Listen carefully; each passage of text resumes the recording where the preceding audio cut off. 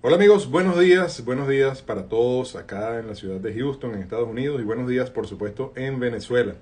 Me he conectado a esta hora para hacer un comentario con relación a las negociaciones en México que iniciaron hace 2 días entre la oposición venezolana y la dictadura criminal y genocida que gobierna Venezuela. Y he hecho esta conexión porque el día de ayer preguntaba a través de mis redes sociales la opinión de todos ustedes con relación a ese proceso de diálogo, y en vista de la alta cantidad de personas que participaron, pues siento la obligación de hacer un comentario también sobre eso que preguntábamos ayer y por supuesto dar mi opinión sobre este proceso de diálogo que ha iniciado. Lo primero que les quiero comentar es sobre ese resultado. Ayer preguntábamos a la gente en las redes sociales si estaban de acuerdo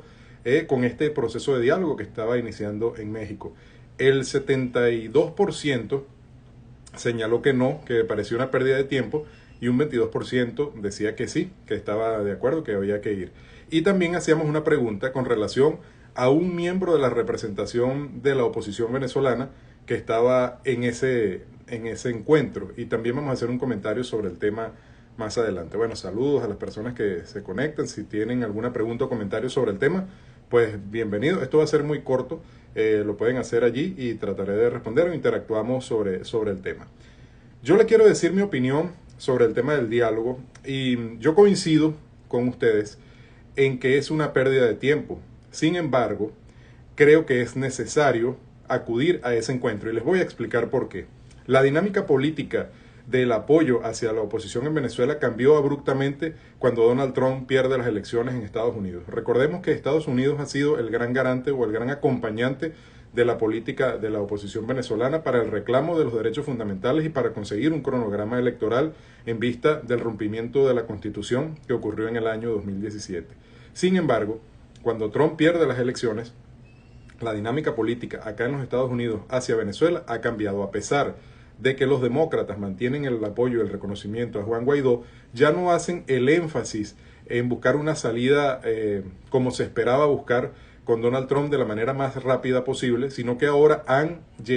conducido un proceso de negociación donde ellos son parte importante para garantizar que se cumplan los acuerdos que están establecidos allí. Por esa razón, y a pesar de que como todos albergo hay muy pocas probabilidades de que eso pueda tener éxito, espero ser yo el equivocado. Y de verdad que como la esperanza, como dicen por allí, que la esperanza es lo último que se pierde, yo creo que todos debemos estar con por lo menos un porcentaje de pequeño de esperanza de que allí pueda haber un resultado y que permita destrancar el juego político que ocurre en Venezuela para poder avanzar hacia el futuro, para poder tener condiciones electorales, para poder elegir un nuevo presidente, una nueva Asamblea Nacional. Y es lo único que hay hasta ahora, porque hay muchos otros dirigentes que tienen unos planteamientos que, digamos, son más orientados hacia lo que queremos escuchar la mayoría, que es una salida inmediata, que es una salida rápida, pero esos planteamientos no están acompañados de una viabilidad política, o por lo menos no tienen una explicación que permita decir, bueno, si este es el camino a seguir y lo podemos hacer de tal manera. Porque lo otro es la anarquía, lo otro es la confrontación, y como yo siempre digo, yo no puedo pedirle a otros que hagan lo que yo no estoy dispuesto a hacer. Entonces es muy fácil salir en las redes sociales a decir mátense, a decir tomen un arma, a decir tomen un fusil, pero para decir eso hay que estar de primero en la línea de los que lo van a hacer, porque lo demás es hablar gamelote, y por allí evidentemente no se construye la salida que se está esperando para nuestro país. Entonces, en resumen sobre ese primer tema del diálogo en México, a pesar de que no albergamos esperanza, a pesar de que coincidimos en la mayoría de las personas que votaron ayer, que eso puede ser una pérdida de tiempo, tenemos que mantener la fe de que algo pueda salir de allí y apostar a que así sea, y que el día de mañana, bueno, seremos nosotros los equivocados, los que pensamos que de allí no va a salir nada, y ojalá que sea así, y ojalá que de ese proceso se obtenga un resultado favorable para Venezuela. Bueno, saludos Rosario, saludos a todas las personas que se han conectado, saludos. Sobre el otro tema que ayer preguntaba en mis redes sociales, y, y que también votaron, es la presencia, y aquí es donde viene el tema de la coherencia, que es donde se quiebra la oposición, y es donde, bueno, mucha gente, como muchos como yo, pensamos que, bueno, de verdad que a qué juegan, por cuál es la razón, porque entendemos el proceso que se tiene que dar por las razones antes mencionadas. Bueno, la comunidad internacional ha puesto un escenario para ello y todos lo han pedido. Toda la comunidad internacional, empezando por Estados Unidos, que no es que está diciendo que ahí están los barcos y ahí están las armas para hacer una invasión. Ese concepto, esa idea es equivocada. Eso no existe, eso no va a pasar. Y quienes piensen que eso es así, pues están pensando de manera equivocada. Esa situación bélica para nuestro país no va a ocurrir. Entonces, esas mismas países, esa comunidad internacional, ha sido la que ha llevado a la oposición a tener que acudir a un proceso de diálogo y, por supuesto, a la dictadura, porque no crean que ellos están allí de buena fe. Recordemos que el ilegítimo presidente decía que tenía que reunirse con todas las oposiciones y a la final se termina reuniendo solamente con la oposición válida a la que reconoce la comunidad internacional. Saludos amigos, saludos. Entonces, siendo de esa manera, y cuando venimos al tema de la coherencia, es que no se entiende cómo es posible que en una delegación que va a acudir a un proceso de diálogo lleven a un representante tan nefasto como Stalin González, que decía un amigo el día de ayer que viene siendo el equivalente millennials a Timoteo Zambrano, aunque este señor no es millennials, también tiene bastante edad. Pero ¿cómo es posible que lleven a ese proceso a una persona que ha pateado a la unidad, a las políticas de la unidad venezolana como ha querido? Recordemos que el año pasado él y otro grupo, aparte del grupo de los alacranes, decía que había que acudir al proceso ilegal de la Asamblea Nacional. Él, que fue representante del gobierno interino por todas partes, que viajó por el mundo, que se chuleó a todos los países y de repente patea la mesa y se voltea al gobierno interino y a la Asamblea Nacional. ¿Cómo Stalin González va a estar allí cuando todos debemos recordar en los diálogos pasados, cuando ese señor fue en representación de la unidad para Estados Unidos, por ejemplo, o que vino para Estados Unidos? Yo en ese momento estaba en Venezuela.